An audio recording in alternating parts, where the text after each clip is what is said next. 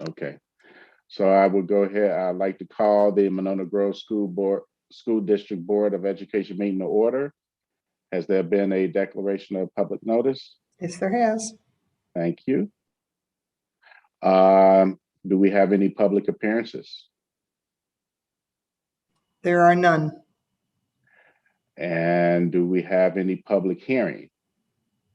There is no one in the building at this time.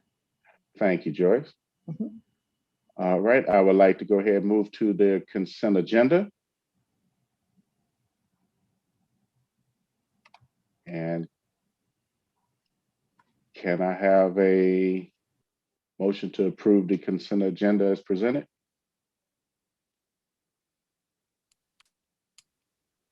So moved. Second. Any discussion? Well, I am not going to move or second. Excuse that me, with these retirements. remember, there is no discussion. So, yeah, on the Unless you consent. I want to thought- pull something off. There might have been it might have been something moving in there. I know Susan Manning was just talking about it. And I'm so- just going, these retirements. There are lots of Yeah. retirements that are unfortunate. Yeah. So I know. We'll discuss them during the Okay. recognition, I assume. right. Okay. All in favor, Susan Manning, I'm Susan Fox, Aye. Eric. Aye. Lorraine, Aye. Peter, Aye. Elizabeth, Aye. and Andrew, aye. Motion carries. Next up is recognition. Okay, thank you. We would like to start by recognizing 5 of our teachers who will be retiring at the end of this school year. First, we'd like to recognize Lori Naherniak, high school choir director and music teacher, been with the school district for 32 years. Secondly, Sandra Brott is currently a first grade teacher at Taylor Prairie School, and Sandra has been with us as well for 17 years in the district. Barb Trapp is currently a second grade teacher at Winnequa School. Barb has spent 34 years in Monona Grove School District. Amy Magner, currently sixth grade teacher at Glacial Drumlin School. Amy has spent 21 years in Monona Grove School District. And Dave Kinsler, currently a technical education teacher in Glacial Drumlin. Dave has spent 28 years in Monona Grove School District. And so I think it goes without saying, first of all, that we will miss these teachers very much, but we also congratulate them on their very hard-earned and well-deserved retirement. Yeah. So Dan, 132 years. 132 years. And thank you, Ms. Brott, and thank you, Ms. Magner, especially to you two for working with my kids as well.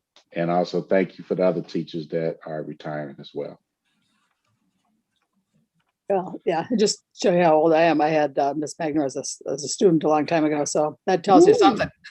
Somebody's been around too long, perhaps me. But anyway, retirements are always hard, and that was a hard group to see, I have to say. So Yes. thank you to all of them.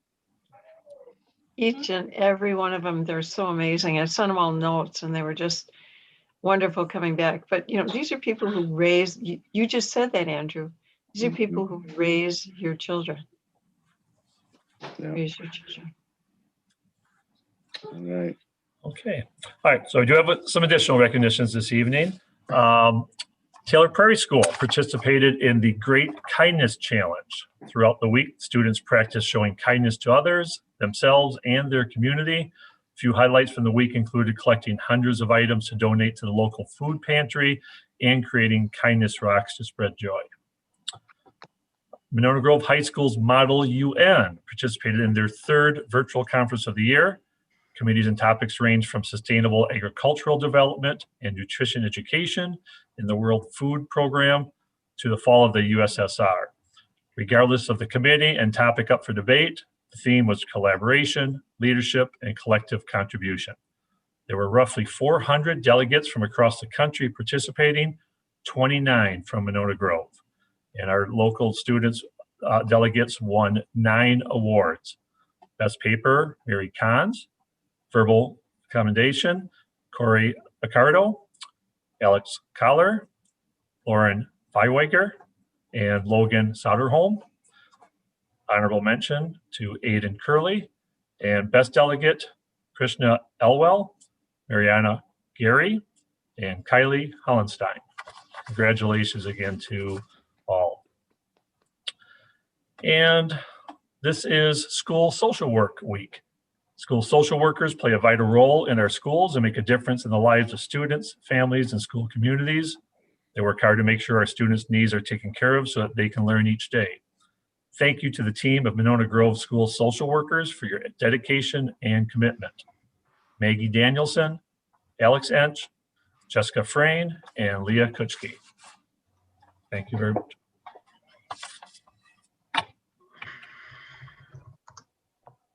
All right, thank you. Moving along to superintendent's report.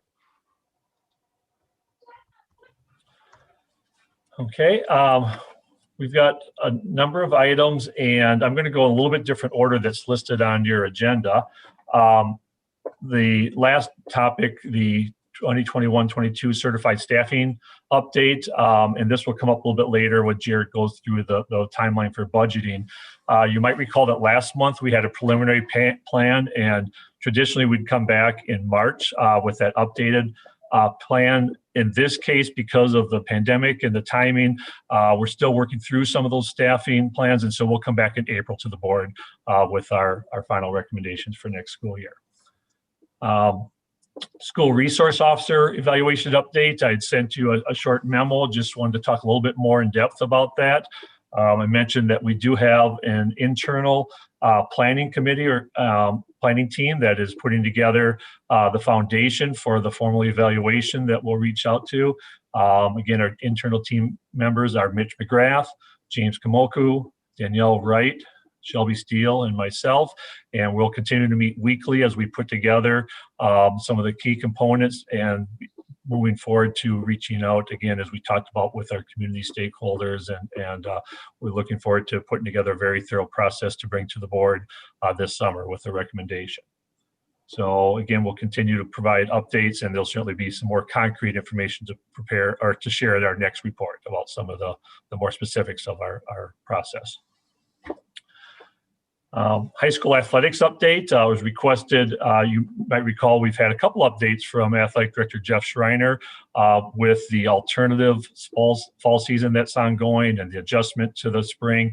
And so he did provide a written update for the board, just what is happening right now with our alternative fall season, as far as which sports are in session, where are they practicing, where are competitions being held, and as well as some numbers as far as participants in each of those. So we can pause there. Mr. Schreiner is not able to be with us tonight, but I think between Mr. McGrath and myself, we could answer any questions if there are any on those on the athletics.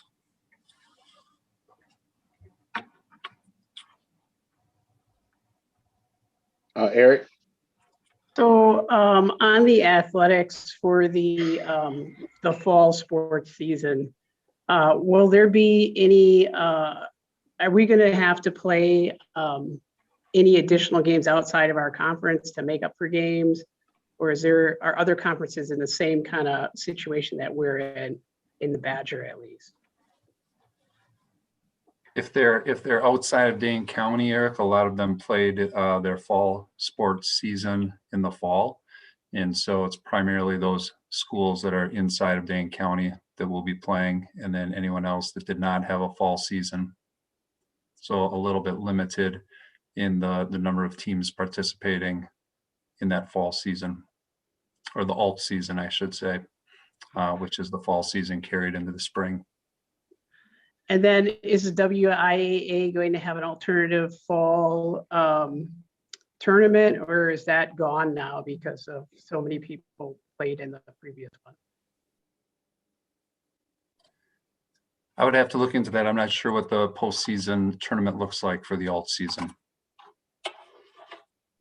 Okay, I'd be curious to know what that is. I'm sure I haven't looked either to get an update on where things are with that, but if you would check, Mitch.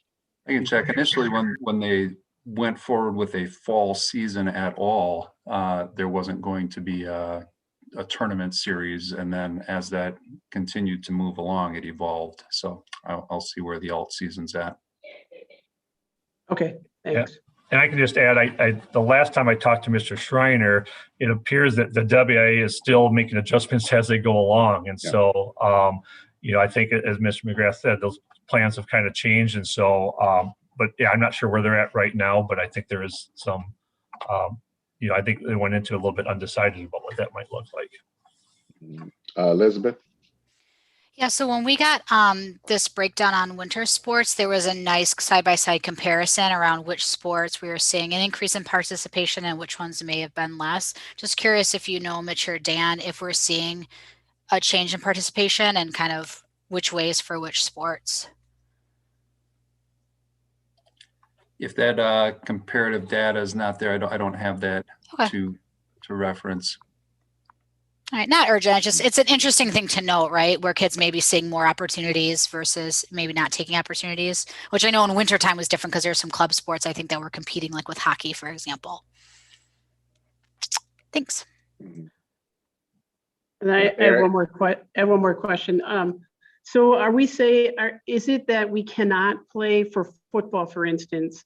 We can't have those gatherings because of the Dane County, the way the Dane County order is currently. Is that correct? Well, no, with the updated order, the outdoor gathering limit increased to 150. So as far as being able to accommodate, if you have two teams with 75 players each, you would be able to fit that in. And so my understanding is that there will be some football competitions in Dane County under the new order. Do we plan to have football at our stadium? We do not, because the construction will be beginning next week. So it's not because of the pandemic, it's because we have construction that we won't be having games. Right. And I think even without the construction, I think it would have been a challenge. Most, if not all, the games are being scheduled on places with synthetic turf because of the, wet fields and so on in the spring. Okay. I just, if there would be a way we could have even one game, I think it would be nice for the community and the athletes, even if it would just be one. So I would just ask to not rule it out if it's still possible, even with the construction. I know there's lots of things going on, but. Well, Dan, it was my impression, are we talking about football, Eric? Yeah, I was specifically talking. It was my impression that if they needed to, they could play at Ahuska, at the football field on Ahuska. Okay. Well, again, maybe we should just hold those questions for Jeff, because I think we still have some. Yeah. Yeah. So, okay. I guess I'm just trying to get some clarification. I think some people had some questions regarding that about me. So I think there's still a lot of questions out there just about, if the games could be played at the stadium, why they wouldn't be able to be played there. I know that Ahuska Park is on there too, as possibly as well, Susan. Thank you for reminding me of that. I just wanted to get some clarification on those things. Yeah, it sounds like the main thing is if you're starting construction next week on the field, that pretty much takes care of it, I would think. I mean, I thought Jeff communicated, or somebody communicated last time we talked about sports, that the field would not be available, and that was going to be the scheduling issue, was to find alternative places. And yeah, Huska, I'm sure that is on here that might be the closest possible home game, I guess. Yeah. But just send And out. it looks like the soccer is going to be out at the rugby fields, right? Is that the Bakken Park? And so it looks like so Eric, I think that's a good question, because that would be considered a home field. Home games will be played at Bakken Park. For soccer. Right. You could send Jeff an email later after the meeting and then see if he can respond.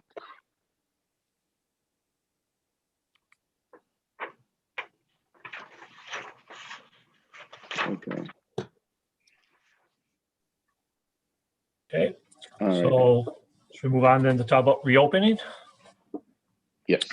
Okay, so as you recall, we met last week, and so we do have our elementary principals with us tonight in case there are any final or follow-up questions with regard to the 4K5 reopening.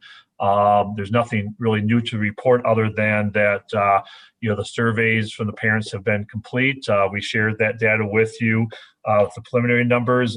As of today, the numbers received from the principals have that about 72% of our families are choosing the in-person and about 28% choosing to remain virtual. And so the principals are working with their teams to finalize, class lists and so on. And we're working to put that in place here in anticipation of our, reopening with the 4-day schedule beginning April 5th. So Hey, Dan, what was the percentage of response that was it in of the surveys to parents? Yeah, well, the schools contacted every family who did not respond to the survey. So we're at nearly 100%. I believe every school might have a couple that they're still waiting to hear from, but essentially there will be contact with every family. Okay, thank you. Yeah. Susan Manning. Dan, and you may want to offer this to us at a different time, but I know one of the questions about the reopening is kind of what the beginning plan is for the seniors, particularly with the athletic field renovation. So if you were trying to go outside, so do you and Mitch have a thought about that, or are you going to be doing a plan later, or? So you mean graduation? Yes. Well, Oh. graduation or any senior recognition specifically, possibly with families, because they opened it up to 500. So. In terms of graduation, Susan, I mean, our first option and best option would be if it was opened up enough to have it in our gymnasium as we traditionally do. That would be number one. We could look at waves there, and we've also started to explore venues that are nearby outside. So stadiums that would be either nearby or possibly looking outside of Dane County at a stadium as well. Okay, so does the football field at Huska Park have bleachers? That would be sufficient. Yeah. So. Or Bakken Park? Yeah, likewise. So, go ahead. What? I think, we'd have to look at a stadium that would hold, everyone at one time would be the goal if we're outside. If it's 500, we wouldn't be quite there yet with the numbers to have both our graduates as well as a reasonable number of guests for each graduate. So if things open up further, then a stadium in Dane County would certainly be an option. Lorraine? Here's just a follow-up question from Susan. Mitch, when do you plan to kind of finalize those plans just so that parents are able to prepare for graduations? Yeah, we're trying to secure the venue, and as soon as we've secured an outdoor option, then we'll publicize that with date and rain date. Sounds good. Eric? Mitch, I don't know what, how you mentioned 500 or for the options of venue, but has there been any thought about splitting it into 2 days and having one day be like A through M and the next day be N through Z, so that we could decrease the amount of people that would be there and still have the ceremony for everybody that would want to attend? We've thought about not the 2 days, but doing it in waves, with same day in waves. And so, if it was 500 and that's what it was, and we had an outdoor venue in Dane County, whether it's 2 waves, 3 waves, 4 waves, what it takes that day, we would try to accomplish that day. I Okay. think that's easier than the 2 days based on setup and. Yeah, same concept, just. do Yep, it same in concept, exactly. Afternoon or early afternoon, late afternoon. Well, and Mitch, not meaning to bring it up, but one of the places that we've investigated at one point in time a while ago was actually Breeze Stevens Field. And there may be a difference because it's actually a university facility in terms of the Dane County regulation. That's what they found in terms of their sports. So again, just I appreciate that you're looking and you're exploring it. It's really nice. Is on the list. Parking is a consideration at Breeze. Parking certainly isn't the best there. Right. Unless you have a sticker for the hospitals and then you That's all good. drive right in. Well, I'm very optimistic that we're probably in here in the near future that we'll be able to open it up all the way and have a regular graduation. If not, we can have it in the Dells. That way we can get on one of the slides. That's just me. So That would I'll be- just add, That just would be to very fun. just to remind everyone, the current order allows outdoor mass gatherings of up to 500. And our graduating class, we're looking at approximately 260 or so students. And so, that would be a real challenge. And as Mr. McGrath said, we're looking not only at venues in the, area, but perhaps something, as Andrew mentioned, outside of Dane County in which we wouldn't have the restriction on the mass gatherings. Hopefully, who knows what will change between now and then if the current order expires at the beginning of April. And so I think that's something that would be a goal here is to at that point, be able to have something. But I guess I can assure the board is we'll have a ceremony of some sort. Mm-hmm. So. Thank you. Yeah, I mean, if I Peter? comment, Okay. sorry, if I could, comment on that. Yeah, hopefully June's a few months from now yet, and hopefully the situation will change significantly and we can do something. I would point out that the death rate in Dane County from COVID-19 is half what it is in Wisconsin. So I don't think we do the public or our students or staff any services, any good service by ignoring those recommendations to do a ceremony and so on. Like I said, hopefully in June, everything we're all good and we can move ahead, but let's just not ignore recommendations that have saved lives for the sake of having a celebration, much as I think it's important to honor and celebrate our students. But I think it's also worth seriously recognizing that we are in the middle of a vaccination process, which is going to be Hopefully very significant for a lot of the families. And there are many states that are already opening vaccination to everyone. So again, as we get our teachers and our staff vaccinated, I got number 2 yesterday. We'll just keep working on this. That's the important thing. Just keep working. All right. Okay, so then the other thing is I'd like to share this evening. So again, last week when we met, we talked about, the elementary plan.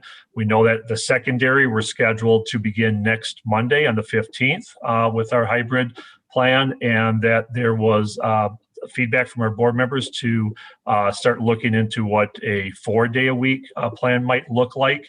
And so I've had that conversation, with our principals, and they've begun looking at, logistically and what that might entail. And, the other thing to keep in mind is, of course, as we finalized our current plans, we wanted to make sure that we had teacher voice in that. And currently our staff, of course, is preparing, for that reopening on the 15th. But here's, so what I would suggest is this, that as we talk about a more firm plan, that we actually do have that as a standalone special meeting where that will be our focus. And when we get to the end tonight, when we look at future meeting dates, I would suggest that we choose a date in order to, have that discussion. But some things I'd just like to share tonight to, make sure that we're all on the same page and remind one another about what this planning process looks like and what is entailed. we've been now through this with 4 different phases. And the things that we have in common on all of our reopening plans are, number one, it starts with family choice, that we survey parents and we provide them the option that they want for their child. Secondly, once that choice is made and we have the, from the parents, then logistically, okay, the principals and their staff work on assigning students to teachers and sections and so on. Moving ahead for secondary, that's already set and that would not change, from a 2-day plan to a 4-day plan. The biggest challenge logistically that happens in every one of these phases, though, is the next piece is transportation. So as parents choose transportation, every time that changes significantly with a new phase, Jared has to work with our transportation company basically to start over developing new bus routes because there's such a change in the number of students that are transporting, and that's a 2-week process to develop those new routes. So that's one major piece that will be in place. And then internally with the planning, the other major challenge, of course, is that we want to, look at the physical spaces and following all of our mitigation strategies. And so the biggest challenge when we have more students, or one of the largest challenges, is the lunch situation, about how we, can safely serve students, throughout our building as safely as possible. So those are the things that would go in that would be in common to going into any additional changes. And so again, it starts with parent choice, and then logistically from there, at a minimum, the bus routing. And so those are the plans that would be, put into place, as we would move forward with any additional phasing. So I know that's really broad, but I just wanted to, remind everyone that those are the key components of any part of this planning process. And I think we've talked in the past about some of the specifics and what that looks like and how that works. But I guess I'll stop there and see what questions board members have. Again, we've got our entire admin team here that can talk about any part of the process that we've gone through and what it looks like now and into the future. So, Susan Manning. Dan, I think that would be a great idea to have a special meeting. Then everybody can be completely focused. We can have whatever material we need. We'll be able to spend as much time as we feel we need rather than be constrained by the meeting and the rest of the agenda. I think that's a great idea. I would support that. Eric? I agree with Susan Manning. I think that would be a great idea, and I think we should do it as soon as possible next week if we can. And then, Dan, I'd also am curious, I know we'll probably discuss this in the special board meeting, but do you have some dates in mind as far as moving to 4-day for 6/12? Has there been any discussion on the dates? We have, and a lot of that's going to kind of depend on the discussion and the feedback from our board members. With this, of course, we all understand the same information, and so what we can share with you, what does it take logistically to put any change in place? And so, as I mentioned, you've got surveying, and then, bus routes are the major time consuming things. So we have spring break coming up.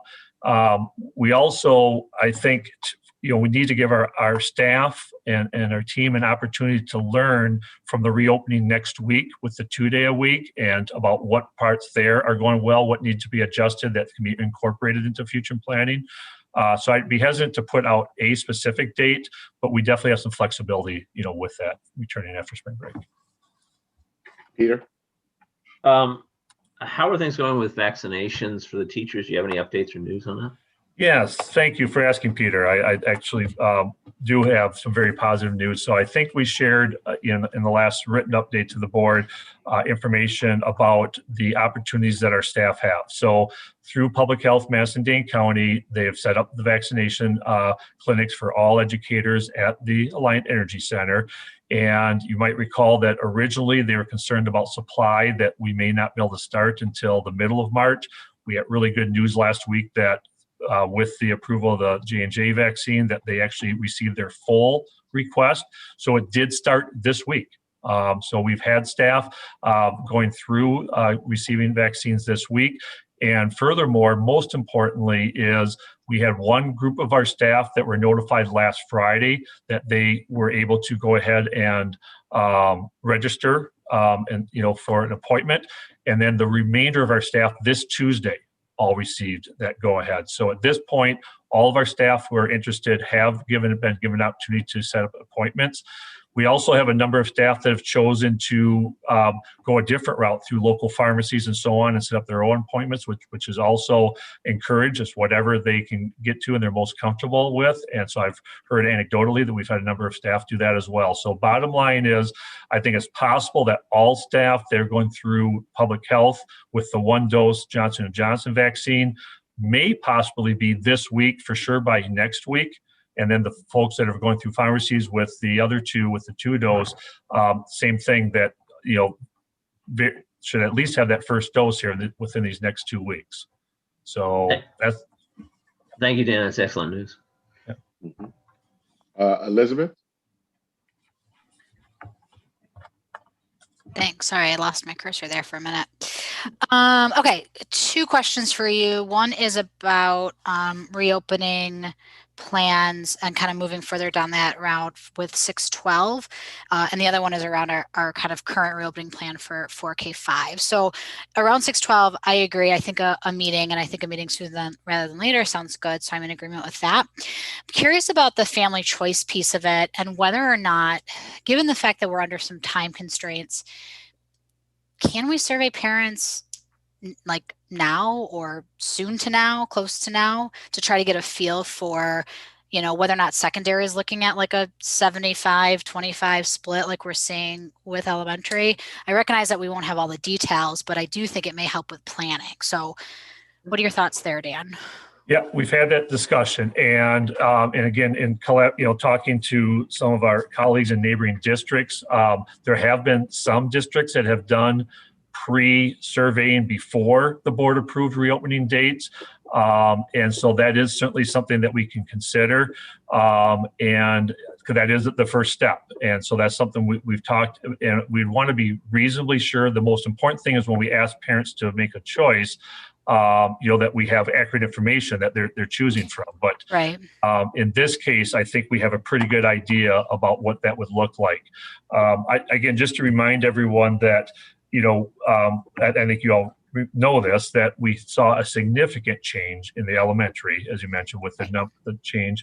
And we won't know until we survey, but we certainly would anticipate a similar response at the middle. Yeah, I would think so too. And given the fact that, from a sort of putting the pieces of the puzzle perspective, it seems more complex at secondary because of the nature of how those scheduling work. I think, working with rough numbers, even if they're not exact, would probably give us a leg up in terms of our planning piece. So, I would recommend that. I would be in favor and support of trying to get some preliminary data in so we can start pre-planning. And then in the event the board approves it, we can always survey parents again and say, okay, great, you said this last time. Now we know for sure what it is.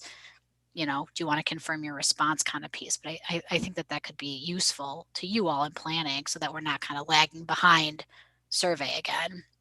Yeah, I think it's a really important point. One of the considerations we've talked about would be whether it's a pre-survey just to, and then versus, no, this is your decision.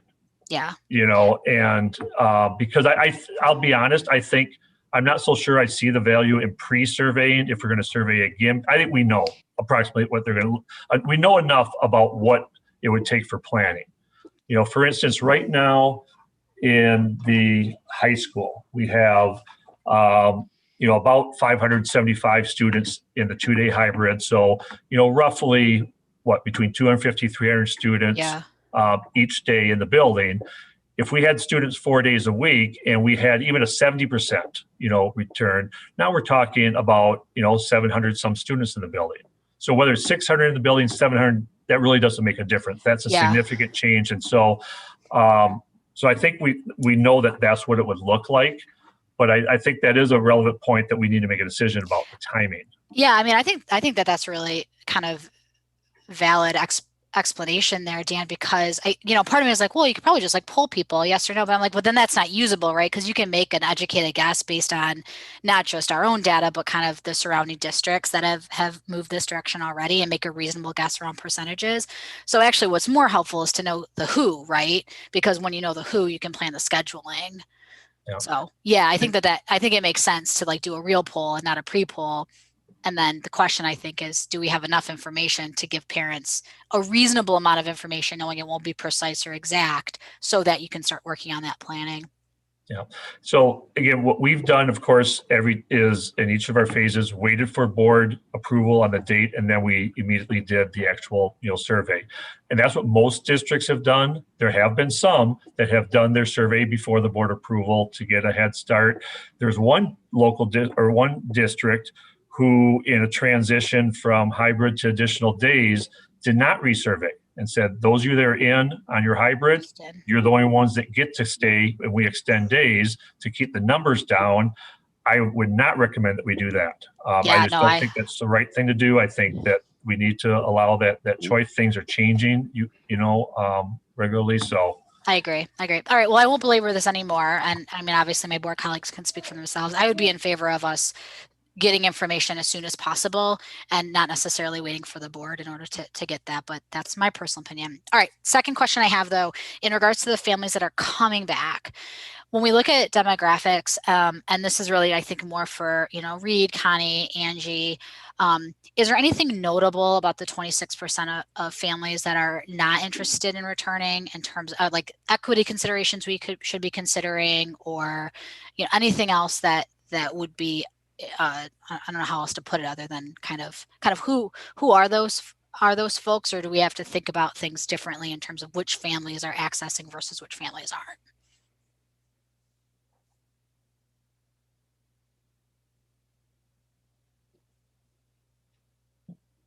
I'll just kind of say something quickly. I feel it's more due to health issues or concerns, family within a family structure, potentially. Not necessarily a certain group of people that are not coming back. Really, I think just personal choice right now. Great. Yeah, which is totally fair. I mean, I could understand why people don't want to send their kids back. I just want to make sure that we're not missing an and I think opportunity. some are not comfortable until their own children receive the vaccine. Yes, I can understand that as well. I also think that because I mean, I don't see any trends there really at all. But I also think we got to remember too that some folks are real happy with what is happening virtually too, and to think of a disruption, new teacher, new routine, they've kind of got a routine knocked out pretty good, I think that's another reason why some folks, parents that I talk to, right? I mean, I would say too, some parents, it wasn't an easy decision. So you got to remind them there's not a right or wrong decision. But, yeah. But I think also our community had some really solid questions, both on email and, also over the phone, just some of the ways we're going to be, running school and doing it, and teachers and such like that. So ultimately, I absolutely don't see any trends based on anything at Cottage Road School. Great, that makes sense. Lorraine, you had your hand up first a while ago. Did you want anything? Oh, I'm sorry, Lorraine. That's okay. Now I'm trying to remember. I think if you don't remember, you lose your turn. I think it was vaccines. So for teachers, just the percentage of teachers that are choosing to take the vaccines, Dan. Yeah, actually, we're not tracking, and there's a couple of reasons, why. But first of all, it's not a requirement, and so there are some concerns. Most teachers probably voluntarily would share, but others, may not be as comfortable. So we have made a decision not to, try to track. So all we know would be kind of anecdotally. I guess I've my perception or sense is that the vast majority of our teachers are choosing to, but I'm sure we have some for personal reasons that, we need to respect that are choosing not to. But I really don't have a percentage that I could probably accurately share. Okay, thanks. Peter? I just wanted to comment. My comments were along the lines of Reed's, which there are some parents, I'm not even going to characterize the number, who say that the virtual school is working really well for their students in a way, and they're thriving in a way that they did not with our, what we were doing prior, our traditional school, whatever you want to call it. And I hope as we go forward that we can preserve that, but we also want to keep it in mind. And that's part of the reason that there are at least some parents who want to continue visual schooling, is that they believe that their students are thriving in that model. And so we want to be careful and respectful. And if there's a difference, if students are thriving in one model and not another, and our goal is to serve the needs of all students, then I want to emphasize that we need to find a way to continue to do that. If something works for a student and doesn't work for another, then hopefully going forward, we can find a way to preserve the means that serves all students the best. But I have had, I will say, parents, plural, say to me, my kids are doing really well and doing really well with this model. We're really happy with it. And I know it's a small number. I know it's a minority, but I have heard that. And if we can serve students better some way, we want to be careful that we continue to do that. Susan Fox. Yeah, I was just thinking more about the 612. I think, I guess there could be scheduling changes with the 4-day. So because that's what I was wondering, how much scheduling change there might be, but maybe there will be with bringing more kids back. To me, the bigger issue, because the class schedules won't change per se, it's the same teachers, same cohorts of kids, but it's more thinking through how you're going to move them and those complexities. But it may be, we've had concerns about the length of the day too. And I think that's the good thing about being able to start on the 15th. We can kind of see how that's going and how that afternoon piece is being utilized and whether that would change or not if we go to a 4-day or those kinds of, it does make sense to me to give it a little bit of time and see how that plays out and then see what has to be dealt with later. So in terms of scheduling a special meeting, while we're all anxious to hear this, I'm not sure it makes sense to schedule it before we have some of those pieces kind of talked through and thought through. So just, I guess that'll be more at the end of the night when we talk about when to schedule it. But I think we should keep that in mind, that we don't want to push you to have it before it makes sense to have it. That was all. All right. And just, go ahead, Chris. I just would like to add too, I would love for board members to, next week when we start this, I would love for you guys to come out and take a look. I would love you to come out and see what's going on at GDS, the way that kids are moving, the structure of lunch, the structure of drop off or afternoon. I know you can't be there all day, but come there during a time. I think you'll be pretty shocked. Quite honestly, with all the work that has went into creating these cohorts. I know that it's very hard for anybody to understand unless you live it. So when Mitch and I sit here and hold our breath, there's been a ton of work that has gone into this planning, and I would just ask that you would at least come and see it before, moving too far forward too quickly for us to catch up. Chris, that would be wonderful. Would you give us times so that we don't just all drop in? Because recently I've been watching, I was doing virtual synchronous and asynchronous for extended periods of time with a 5-year-old and a 7-year-old. And so now I really have a good picture of what Andrew and Lorraine and Eric have been seeing. So if you, I just don't want to just drop in. Yep. That'd be great. Certainly. Peter? Actually, Chris, first of all, I really appreciate that invitation. I'd like to see what's going on. And I am going to ask if perhaps the easiest thing or perhaps a good thing to do would be for you to arrange a virtual tour. Take your phone, show us, walk around the building. Then we don't have to have people who, I'm not vaccinated, so on. It's not about me. It's about, we want to, the number one thing we can do to protect our teachers and our students and minimize community spread The best way to do that is if we don't need to be someplace, we don't need to be exposed, not do it. So I'm going to ask if there's a way you can arrange a virtual tour. I'd like to do it in person, Chris. So maybe you could offer both. I think the masks and the face shields. I'm sorry, have Susan, I was proven to talking be to highly Chris. supportive. But I was asking Chris if it's possible for her to arrange a virtual tour, because I think, that might be easier for you. It might be easier for everybody involved, but it's more, but it's also a safer, better way to do this.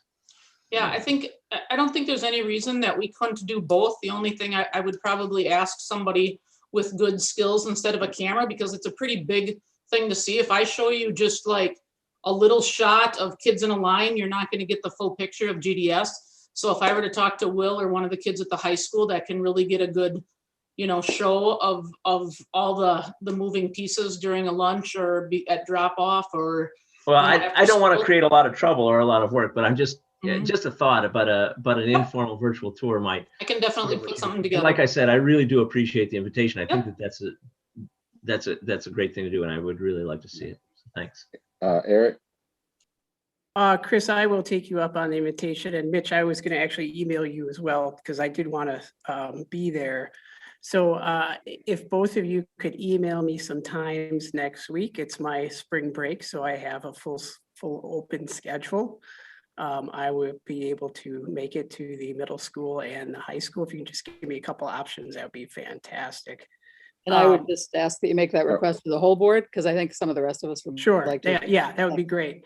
And I would just like to say that I'm speaking for myself, but I feel an obligation to be at the schools since I voted for the teachers to be in session. So I do want to show support for the teachers and also take some risk myself of being there. And I'm speaking just for myself, and that's how I feel about it. So, but I would be great to be there and see what's happening. Thank you. So Elizabeth? Yeah, I also appreciate the invitation and then the subsequent follow-up emails that'll come. So thanks for that. And I want to address the second part of your comment, Chris. And, from my perspective, there is not a single part of me that doesn't know how hard you all are working, and not just you and Mitch, but all the administrators on this call, right? That are, working long, stressful hours, trying to figure this out, trying to sort of manage, all of the pieces around the entire school community, right? Parents, staff, students, and kind of all the feelings that come around that. And so I don't want to mistake conversations moving forward around kind of, okay, we're here now and what comes next in any way around a feeling around like lack of planning or because you're not working hard enough, right? So from my perspective, it's like both and. You guys are working super hard on this. We're really grateful that it's happening, excited to see it. I love the continuous improvement element of it. And let's kind of keep our eye moving forward so that we're being mindful of the things to come. But certainly from my perspective, there's not a single one of you that are not working night and day, all day long to deliver the best services that we can for kids. And for that, I'm deeply grateful. Chris and Mitch, I will not be able to attend because I am already in it in Sun Prairie. So I already know what it takes to get this moving. And I'm telling you, it can be done safely. And like I said, I am a witness to it. I am teaching virtual and in person at the same time. And I got a crash course in it as a long-term sub. So for the teachers that have the training, that had it for a while, I put kudos to you. I love the teamwork out there. But for me as a crash course, I have an English team that has worked very well with me to help educate the children in the 8th grade out in Sun Prairie. So I know the work that you guys have put in, and I put, pat yourself on the back, everyone out there in Monona, the teachers, staff, everyone. I know what you're putting in, and because you can't tell me anything different. So I already know. And thank you guys for doing everything you can. And I know you're putting up with some people in the community that think that everything needs to happen right away. You're doing a wonderful job. And that's just my opinion, that's coming from me. So thank you.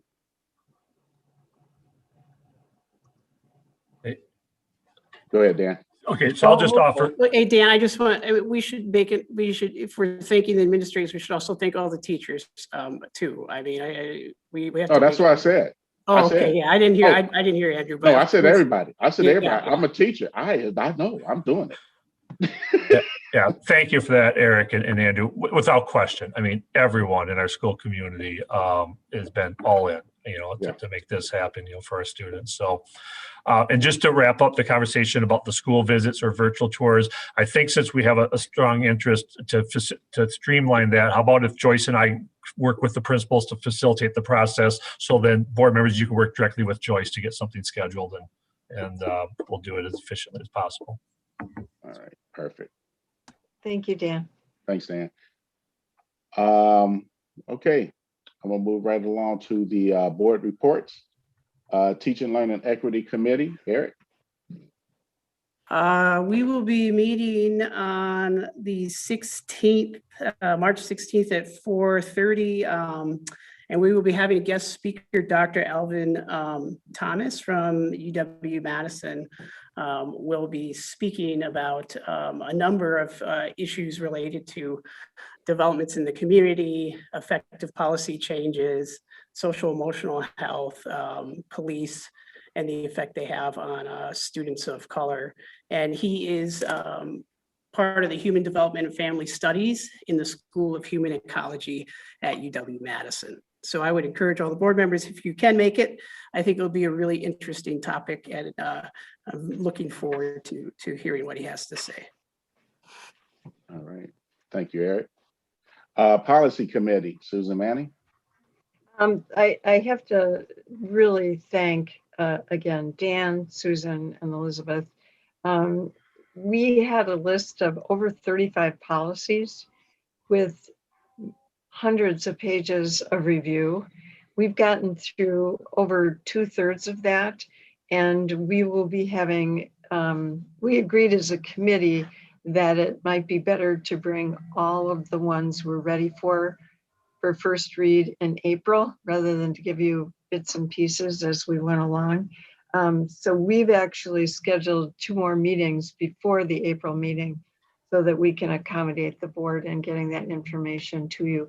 A large majority of the changes are just kind of relatively small, non-substantial statutory clarification.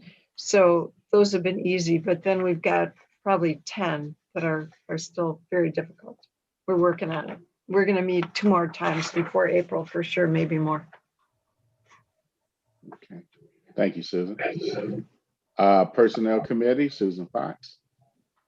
Okay, we met on February 24th, mostly as a follow-up to the previous meet and confer with the MGEA, which had raised, a few things that they wanted us to look at. The main one was related to the retirement plan. The tier 2 teachers who are in the retirement plan, which I'm not going to go into that whole thing at this point, but they wanted us to think about creating a death benefit to that plan after people are vested, after people are eligible. That in other words, if they chose not to retire but to continue to teach, they wouldn't lose any of their retirement, which in the new tier 3 plan, that's not an issue, but in this one it was. So we did make that decision, but Nicole is still working with our attorneys on the language for that. And so that'll probably come to you in April as opposed to today. The other thing we talked about was the Good Friday holiday and change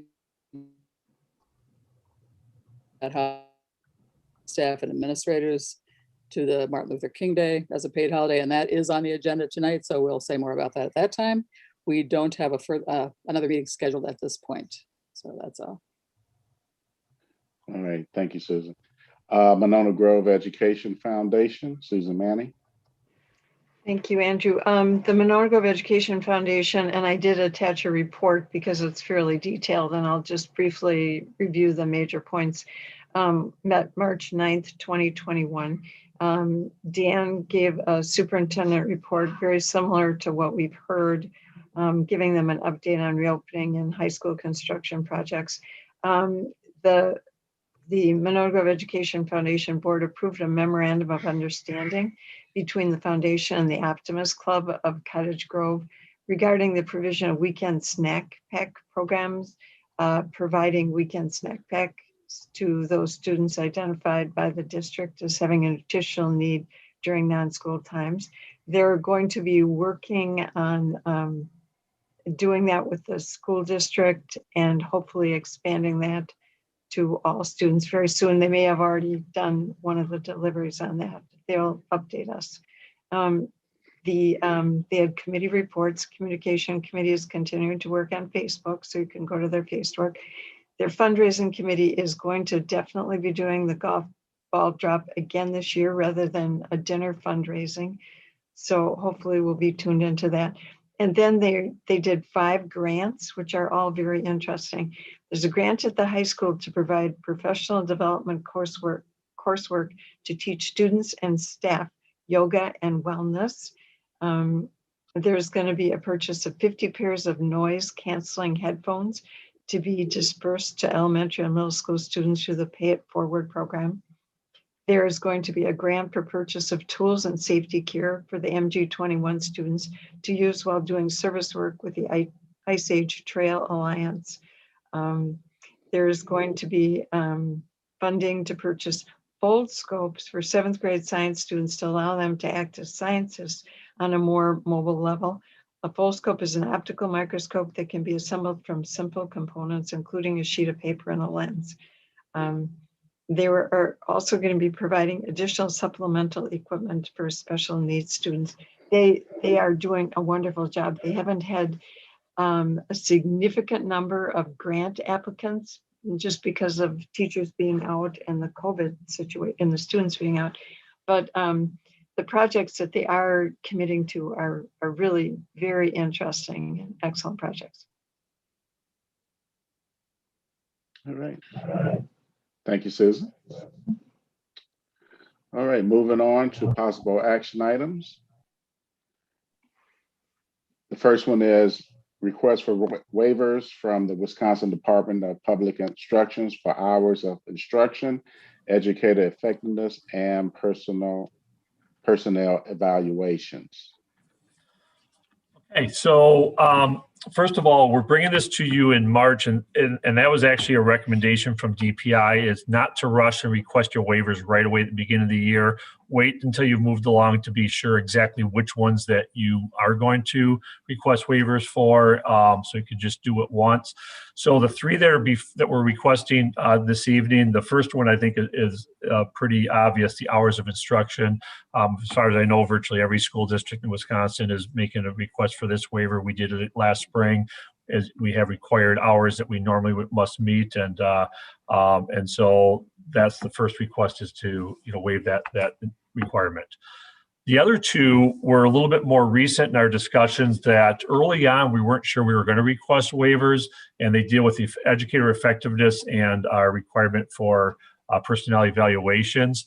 And initially, we thought, even though we were working in the virtual learning environment, our principals felt confident that we could still work through and have effective dialogue and reflection with our teachers. And the concern was that if we had a waiver, that things would that would mean that many more to deal with next year. Capacity is an issue as well. Well, as we began and moved into our reopening plans, the capacity to try to do that this year really, it made it difficult, and we did learn more that if we approve these waivers, it doesn't necessarily there was a lot of work that was done this year that it still could be carried forward. So it's not like we start over. Everything that's been documented stays documented, and we have a number of teachers that are very close or even might have finished the process, and we could still do that. And the other ones we pick up where we left off next year. So that's a real general overview with it. Certainly our teachers, I've spoken with the MGA, they're very much in support of this as well. And so if you have any specific questions about that, Lisa's helped coordinate this, or our principals as well certainly could provide details. But we're requesting approval for these 3 waivers this evening. Okay, so can I have Elizabeth? I can make the motion and then we can discuss. So I move approval to authorize the administration to request waivers from the Wisconsin Department of Public Instruction for hours of instruction, educator effectiveness, and personnel evaluations for the district 2020-2021 school year due to the ongoing COVID-19 public health emergency and school closure orders. Second. Lorraine got the second. Discussion, Peter? I understand the hours of instruction. Could you tell me more about why we're asking for the waivers for the evaluations and the educator effectiveness? Lisa, would you mind going into a little bit more detail then? Sure. So we really thought at the beginning of the year that we would be able to maintain the evaluation cycles. Teachers worked on student learning objectives. They created professional practice goals, a lot of conversation with their administrators early on, even though they were completely shifting their instructional models. As we went through the first semester, we regularly checked in with administration about their ability to continue the evaluation cycle. And they were pretty positive that they'd still be able to complete the evaluations for those on cycle. However, what we noticed once we started bringing kids back into hybrid models and changing cohorts and changing teachers, the necessary requirements of the evaluation cycle tied to student learning objectives and some of the other work, that some of that, it's a student learning objective. It depends on the students in your class. And when you rearrange the students in your class, oftentimes those goals are no longer relevant or would have to change. Further, the administrative team, working as hard as they could to efficiently make those changes, were putting in a lot of time and energy on realigning students, changing schedules, et cetera. And it just became, we reached a point where realistically we would be unable to really have effective evaluation for the remainder of the year. So we decided to ask for the waiver. Elizabeth? Thanks for that, Lisa. That's really helpful. And I just personally, I don't have a problem with us requesting the waivers for educator effectiveness for a variety of reasons. I mean, the process is really it's robust and cumbersome. I would be curious to know from you or from the other administrators, what is their general process for feedback and coaching for our staff, but particularly our new staff? Knowing that educator effectiveness is not the only way to talk to people about their, how things are going and improvements they can make and what's being successful. So if we could just talk a little bit kind of during this time, how we've been providing sort of that continuous improvement component to our staff so that they can continue to learn and grow in their professions. That'd be super helpful. I'll mention a few things up front and then any of the principals could elaborate. We have our Monona Grove New Teacher Project, and we have 2 full release mentors who regularly are continuing to meet with our new hires. They do still drop into class virtually and do some observations. They are still having the robust conversations around professional practice based on Danielson's domains as much as they can in a virtual setting. Granted, a lot of that might not apply, but they're really working with the teachers to talk about, you still need to build a respect and rapport in a classroom, even if it's virtual. So what does that look like? So those types of connections for our new hires are still going on. And actually our 2 full release mentors, Alana Wagner and Dawn May, have really continued to do just phenomenal job in a virtual world. So I just want to give a quick acknowledgement to the work that they were doing. It wasn't easy for them to shift to this year as well. In addition to that, we do have our teachers on special assignment and our instructional coaches who provide support to all of the staff, regardless of when they were hired. So new hires, more veteran teachers, et cetera. And again, everybody felt sort of like a new teacher this year because they were engaging in instructional delivery models that were new to them. So again, the goal is always the same, to be as effective as possible with teaching and learning and help all of our students continue to grow and feel that they're engaged in meaningful work. And so I think the administrators on this call would echo that they have had lots of conversations with their staff about how they're continuing to do really great work.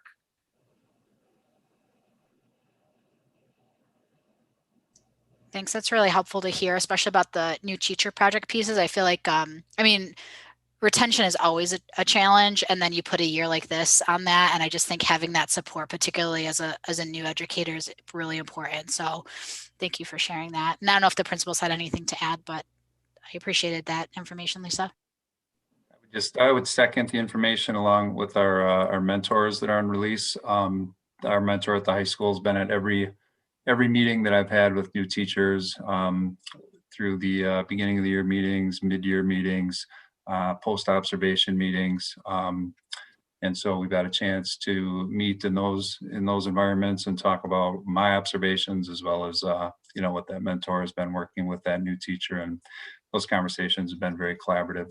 The only other piece I would add at the high school is the common planning time, and that embedded professional development as they're collaborating with those teacher teams is just invaluable. And I continue to be very, very impressed at just the collaborative nature of those high school teams and the way that time is leveraged. Okay. Is there any more discussion? Hearing none, all in favor? Susan Manning? Aye.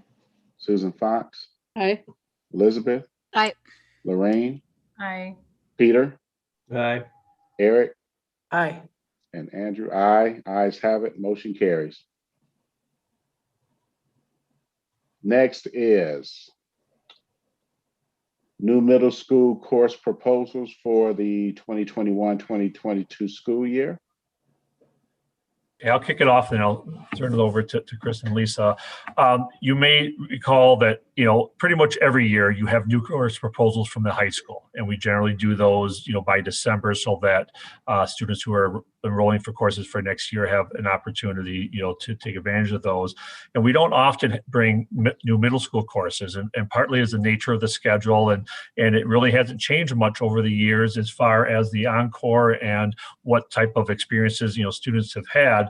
And so with the new school opening and it truly becoming a middle school next year and a lot more flexibility and scheduling and staffing, Chris and her team and working with Lisa's support have proposed some additional courses to really give more opportunities for our middle school students. We're really excited about that, and the timing of it is certainly, the registration process is very different for middle schools, not like the high school, so it goes really quickly with the choice. So we're a little bit later, and obviously with the pandemic, that as well.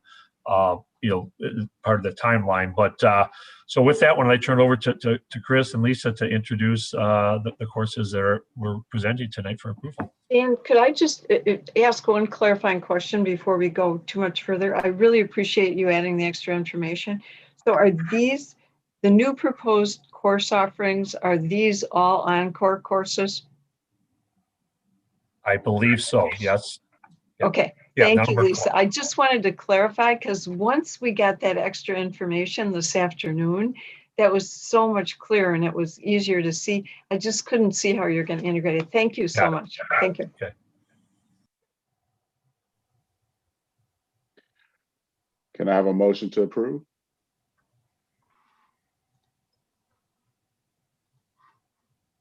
I would make a motion to approve the additional course offerings for Glacial Drumlin School.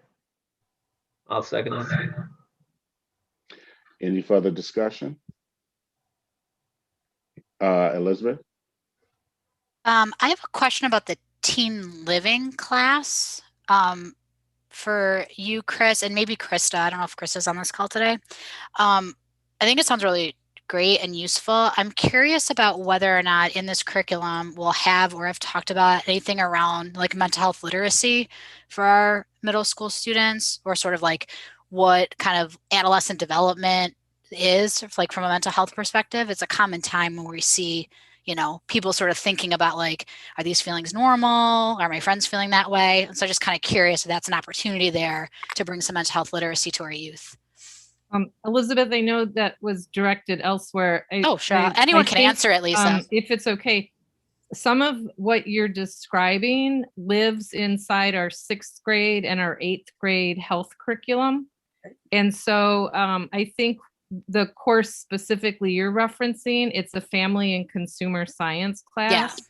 And so that I really think what you're referencing is more appropriately placed in the 6th grade and the 8th grade health, which are required. And so all students take that. All the better, Lisa. Yep. Thank you. Susan Fox. I just want to say I thought these were great. I was really impressed to see them. So thank you for bringing them, Chris. Lorraine. Nice addition. I'm just echoing what Susan is saying. I was really impressed. I saw coding on there, and I think that really reflects, what the careers are that are happening now. So I was really impressed with the course offerings. They're really cool. And I like the intro to business and marketing, to be able to start setting up pathways for the kids in 6th, 7th, and 8th, and start thinking about things that they might want to do with their lives and introducing them to those concepts. I think this is great. I think this is excellent. All right. Okay, any further discussion? Hearing none, all in favor? Susan Manning? Aye. Susan Fox? Aye. Eric? Aye. Lorraine? Aye. Peter? Aye. Elizabeth? Aye. Andrew, aye. Ayes have it. Motion carries. Next is support staff handbook revisions. I'll start, and then Susan Fox already referenced this in her report with Personnel Committee, and just to as far as where this came from, it actually came through a discussion with our Calendar Committee as we were looking at what dates we might want to have as vacation days and so on, and we've really we can still we can do better in the future, but to not emphasize just Christian holidays, and so the recommendation was to, on our calendar, to not have that necessarily as a vacation day, and so the recommendation is reflective that we do have currently paid holidays for some of our support staff, and we really believe that it is it worked out really well. That is very appropriate to have Martin Luther King Jr. Day as a paid holiday, instead. So that's kind of they said, Susan alluded to this a little bit, and Personnel Committee has reviewed this, and so the recommendation is coming from not only administration but Personnel Committee. Well, and just to add that Martin Luther King Day already is a paid holiday for teachers, correct? So that was the rationale for this, was making it equitable for everyone, right?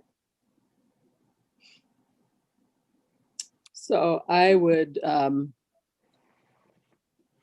move approval of the recommendation to revise the support staff handbook to replace Good Friday with Martin Luther King Jr. Day as a paid holiday in the support staff handbook as presented for support staff and administration, sorry. Second. All right. Any discussion? Hearing none, all in favor? Susan Manning? Aye. Susan Fox? Aye. Eric? Aye. Lorraine? Aye. Peter? Aye. Elizabeth? Aye. And Andrew, aye. Ayes have it. Motion carries. Next is initial resolution authorizing general obligation bonds in an amount not to exceed $1,205,000 and calling a public hearing in connection therewith. So this is in relation to the potential solar project that we're working on for the high school. And as we talked about before, we had applied to the PSC for a grant, thanks to the Sustainability Committee for doing all that work. And we're supposed to hear hopefully by the end of the month. If that grant has been awarded, we apply to it for approximately $250,000. Since this borrowing has to fall within our revenue limits or within Fund 38, and it is over $1 million, we do need to go through 2 steps. One is we have to do the public hearing, and then a 30-day petition period occurs after that. By approving this resolution tonight, by no means requires the board or does not tie the board to have to do the project. It just starts the process moving along. The goal of it is to have the solar project, if we're able to do it with receiving the grant and funding this way, to start this summer. And so we did sign an engineering agreement with McKinstry so they can start working on getting those RFPs ready. And so what this does is it calls for that special meeting on March 22nd. After the special public hearing on the 22nd, that's when the 30-day petition period actually starts. And the reason that we can't have the public hearing before the 22nd is that once the board approves this, we have some publications that we have to go through to notify the public. And so the soonest that we could do it would be Monday, the 22nd. You'll notice that the amount that we are putting in the initial resolution was 1.2 million. That's the entire cost of the solar project, and not knowing exactly how the funding will work. Some grants require you to spend the money and then claim for it. Some will hold it until the end. And so we have put this in there to make sure that we have that flexibility. But before any projects move forward, the board will have another option to approve borrowing parameters at your April meeting. In addition to that, we would still have to approve a contract to enter in with McKinstry. So there are 2 steps that would still prevent this project from moving forward. And then we're going to have a meeting on the 22nd. Yes, so on March 22nd would be the actual public hearing meeting. Susan Fox. So 2 things. So that hearing could be held before we actually know whether we have it as well, right? But we just explained that. Okay, it still speeds up the process. My other question is simply, were the kind of an estimate for curriculum materials, is that included in that figure, just out of curiosity? Or is that something that's still going to come later through regular budgeting, or where did that land? That would most likely come through regular budgeting. Okay. Well, I think in our estimates, I know you talk about fundraising as well, so, but I was kind of encouraging us to put it in this, but yeah, okay. Yeah, well, it's complicated. There is a amount in the in the grant request we filled out that did include how to put it, support the instrumentation and the hardware to support curriculum that would be needed to do that. So probably the answer is all of the above. Thanks. All right. Can we have a motion to approve? Hang on. Gotta find the.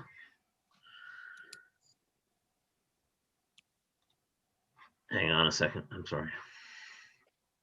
I lost it on my motion to approve the initial resolution authorizing general obligation bonds in the amount not to exceed $1,205,000 and calling a public hearing in connection therewith. Second. Any further discussion? Hearing none, all in favor? Susan Manning? Aye. Susan Fox? Aye. Eric? Aye. Lorraine? Aye. Peter? Aye. Elizabeth? Aye. And Andrew? Aye. Ayes have it. Motion carries. Moving to discussion items, the 2021-2022 preliminary budget. All right.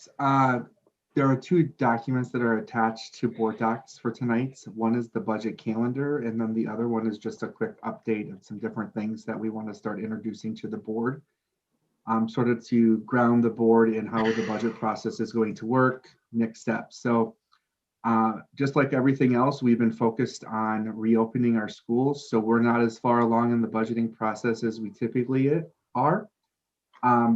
But that doesn't mean that we won't be ready to bring a preliminary budget to the board in June. The biggest part of it is if you open up the 21-22 budget update. So like normal, the district will go through a zero-based budgeting process, which means that there are no allocations that are given out. We work from the ground up. Everybody starts at zero and we work through that. When we look at some of the biggest challenges that we will face during the upcoming budgeting cycle is, if you recall, we did have a number of families that left the district due to personal choice or due to virtual learning, having other options because of their family situation. And that was about 62 students. And so as we continue to plan going forward, the big question is, are those 62 students going to come back? In addition to that, the 21-22 fiscal year is the first year of the state biennium. And that will bring us to the second point here. I put together a chart that just shows you sort of the big picture of what it looks like, what was presented in the governor's budget for the education portion of it. To be honest, we have a long process to go before we will know what that looks like. Beginning in April, Joint Finance Committee will begin holding a handful of public hearings or listening sessions, and then they will start working through the budgeting process. There's some conversation out there that talks about the Joint Finance Committee starting from zero and writing their own budget. And there's some conversation that they'll take the governor's budget and then just eliminate areas that they do not support. So as you can see, really, there's three main areas that when we talk about revenue, this is where they come from. So revenue limit, our per pupil increase. So this past year, we saw a revenue limit increase of $179 per student. And those are only residents that come into the district. So those 62 individuals that left, and it's a 3-year rolling average. So we did get to account a third, 2/3 of that. And if they come back, we'll get to, add them back. But it will take 3 years to get completely through that. In addition to that, last year summer school was definitely much smaller, and we don't know what summer school will necessarily look like this year, and that does drive some FTE. What was proposed from DPI to the governor was $150 and then $152. So since the state budget is a 2-year budget, that's why there's two numbers listed for the DPI proposal and the governor's proposal. In the governor's proposal, for next year, there's a proposed increase on the revenue limit per pupil increase of $200. If we just said that the 62 students that are that left us returned, that would give us an additional $550,000 in revenue that could go towards our expenditures that would naturally increase because we have health insurance increases, dental insurance increases, and those will come in at the end of March as well. So. And then on the categorical per pupil increase this year, the amount was $742. DPI's proposal was $750 and the governor's proposal was $750. So that was an increase of $8. So we cannot anticipate receiving a lot of money from that. Now, just as a reminder, the per pupil increase or the categorical per pupil increase came in for 3 budget cycles ago. And the purpose of that was completely funded by the states. It doesn't go on our revenue limits where it then depends on how much money we're receiving from the state to shift the burden between property taxpayers and the state.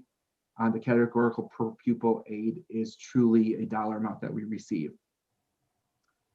The biggest area right now that will be interesting to see what comes out of joint finance is our special education aid. Last year, or 2 years ago when the Governor Evers proposed, for the longest time, we were down to 23% for special education aid.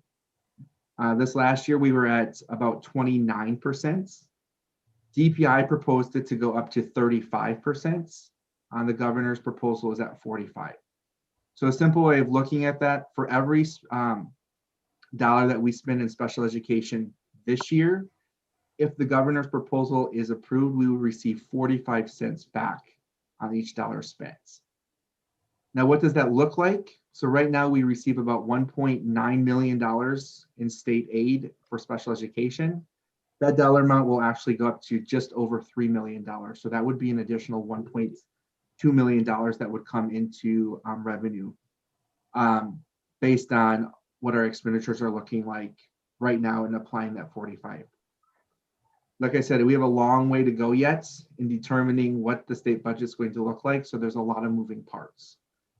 We continue to have conversations with our colleagues across Dane County, or my colleagues across Dane County and the state, in trying to anticipate or guess what that per pupil revenue limit increase is going to look like. Are we going to be at 0? Are we going to be at 150? Are we going to be at 200?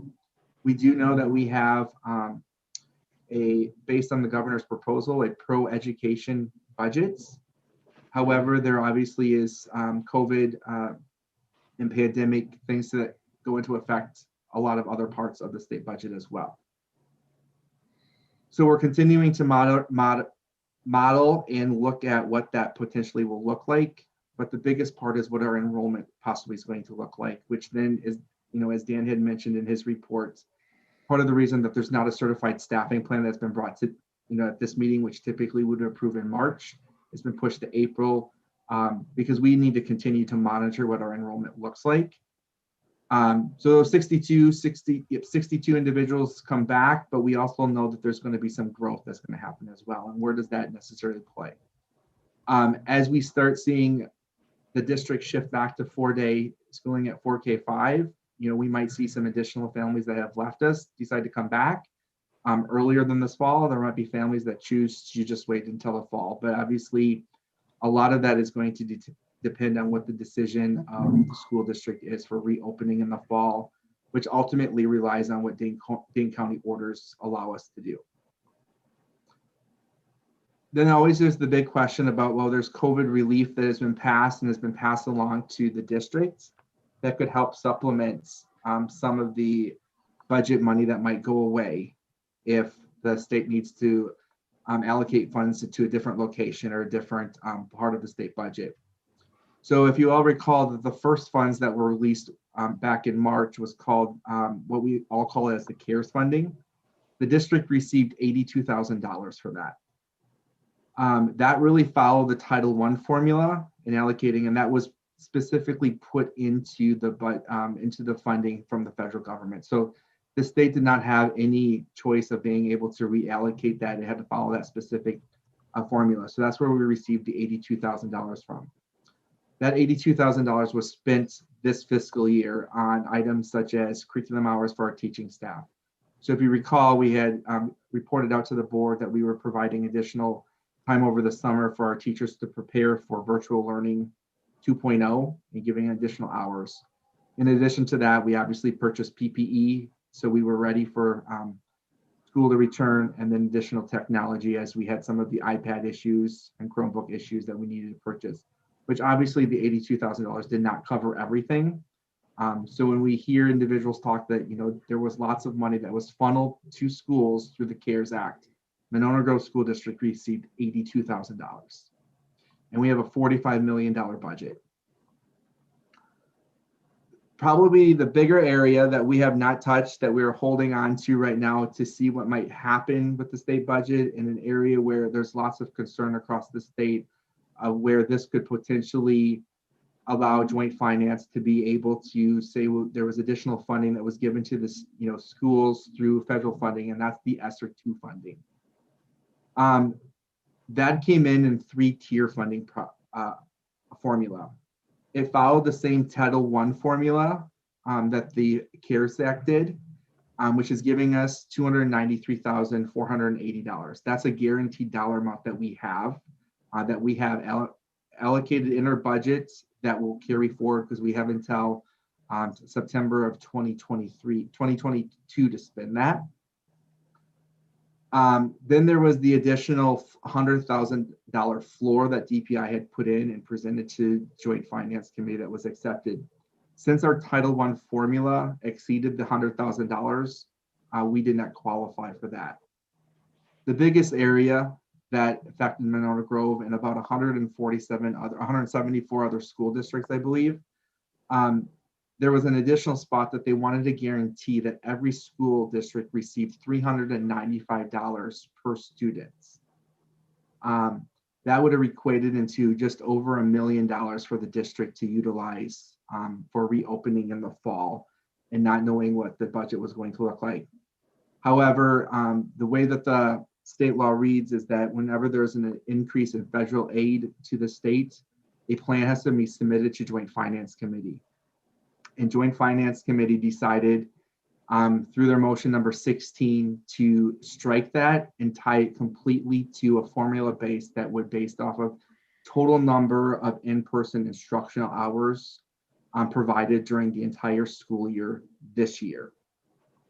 So we're unsure of what that is necessarily going to look like. DPI is still trying to seek clarification on, are we going to have to report? So for example, early on in the fall, we did start allowing and having special education students come back into the building before we started opening up to the 2-day hybrid and then moving to the 4-day.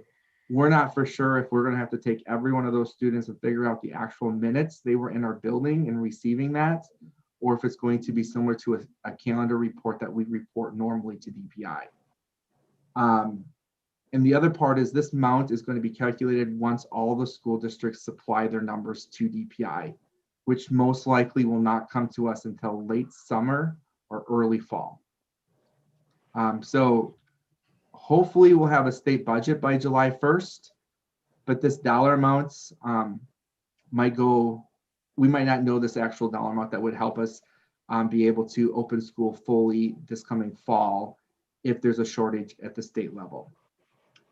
And like I said, this funding would be pushed to the 21-22 fiscal year. Now, unless there's some unique situation that comes up the remaining months of the school year of this year that we would have to use it, but the plan is to push it to next fiscal year.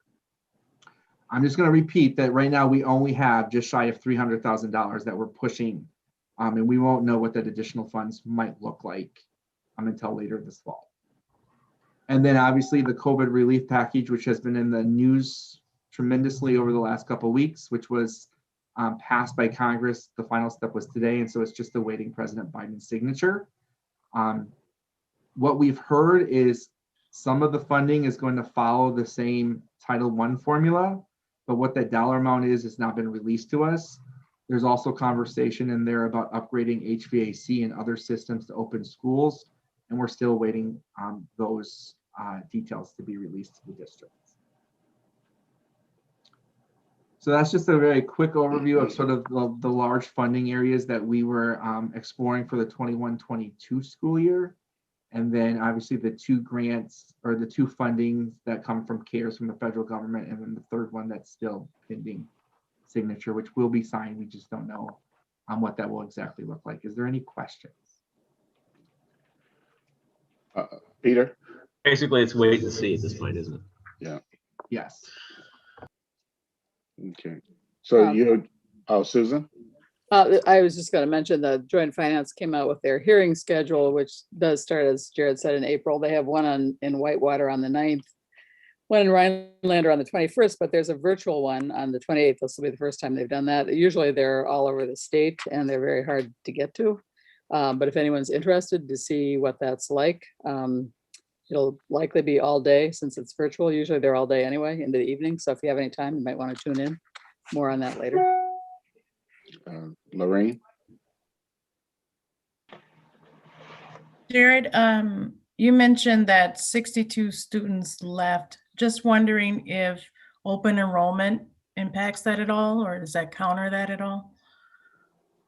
So open enrollment does assist us in helping offset some of that. But at the same time, we didn't have as many open enrollment kids come to the district that we had originally planned for. But at the same time, we also had some residents that chose to open enroll out, which are still part of our count, but does increase the expenditure to those other school districts for that.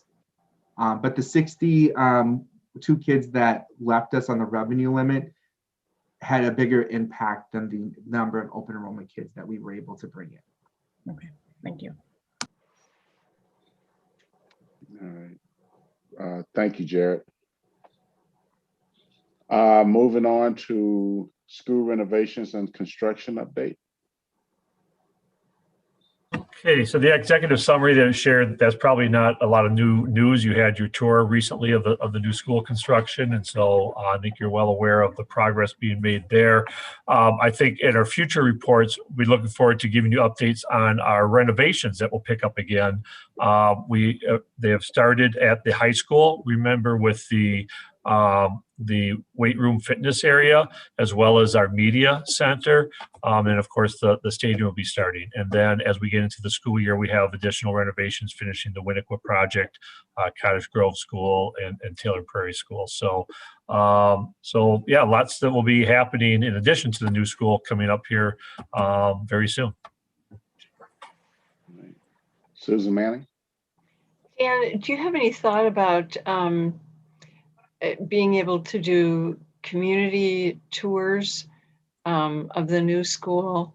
Not necessarily now. It's been wonderful, I think, for us as board members to be able to see the progress and see what the building looks like. But I was talking to several community members, and they were very interested in seeing the building. So I just wondered if you had a plan for that. Yeah, and unfortunately, we've talked, to Findorf and UA about that, and we're really restricted because of COVID, requirements. And so, as far as the number of people on site, so I think we've talked about the idea, perhaps, of doing some sort of virtual, opportunity, but we're very limited, like I said, of the number of people that we can bring in. So, but that's something definitely be in the planning stages about, introduction, to the community. No question about it. Susan Fox. Well, I would think that might be more feasible in the fall. Same thing with Winnequa too, because so much work was done there that people haven't been able to see.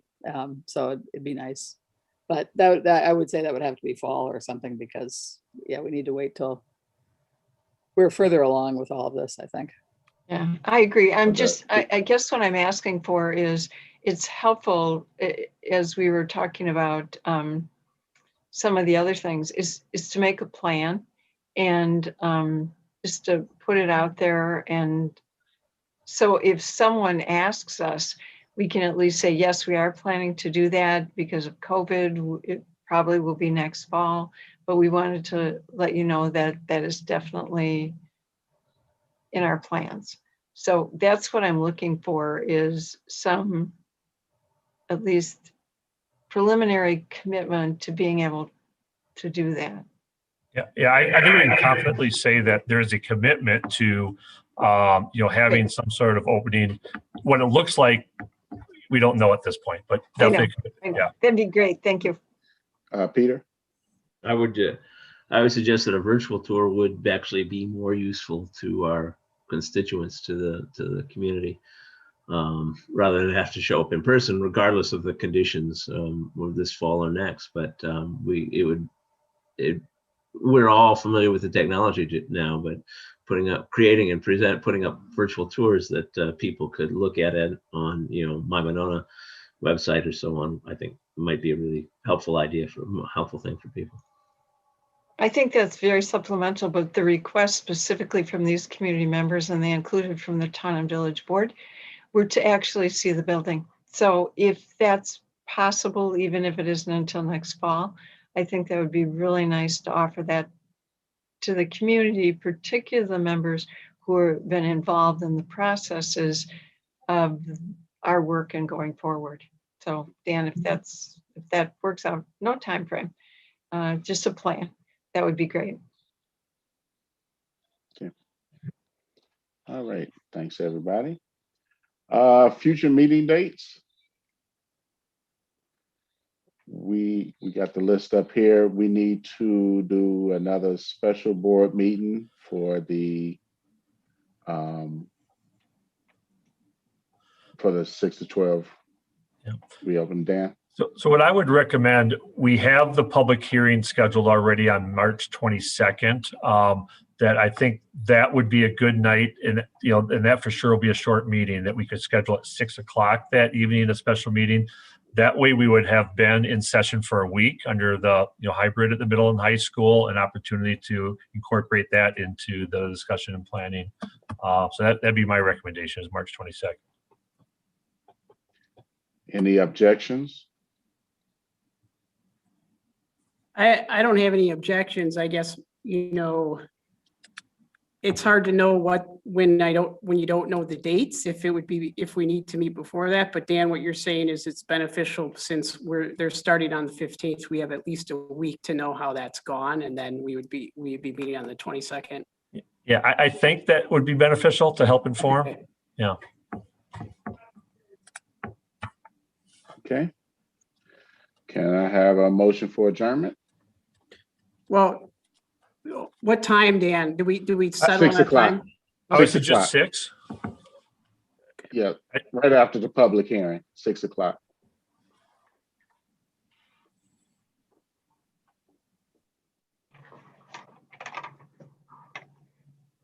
So the public hearing's at 5. It might not take a whole hour, so just wanted to. Yeah, you might want to push that. That's what I was thinking. Might want to end up wanting to push that to 5:30, just because once we post it, we can't start earlier. So We can always start later. Okay, 5:30? that makes sense. Yep, 5:30.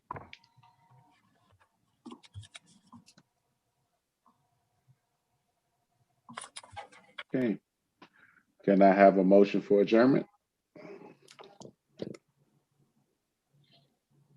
So moved. Second. All in favor? Susan Manning, Aye. Susan Fox, Aye. Eric, Aye. Lorraine, Hi. Peter, Aye. Elizabeth. Aye. Andrew, aye. Ayes have it. Motion carries. Thank you, everyone. Dan, could you stay on?